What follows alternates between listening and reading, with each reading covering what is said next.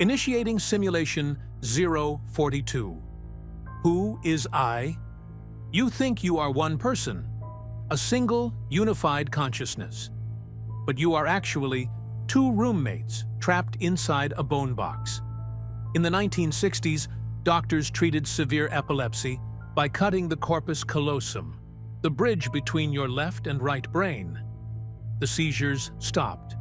The patients seemed totally normal, until the experiments began. The left hemisphere controls speech. Ask the patient what they see, and they say, apple. But the right hemisphere is mute. It controls the left hand. So the left hand draws a spoon.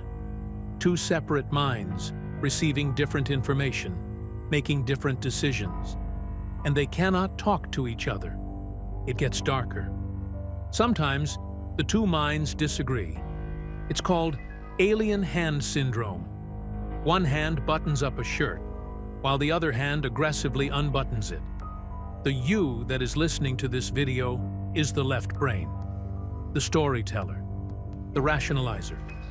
But what about your right brain? It is conscious, it understands, but it has no mouth. It is trapped in silence, listening to you take credit for everything it does. Simulation. Result. I is an illusion. Talk to yourself. End log.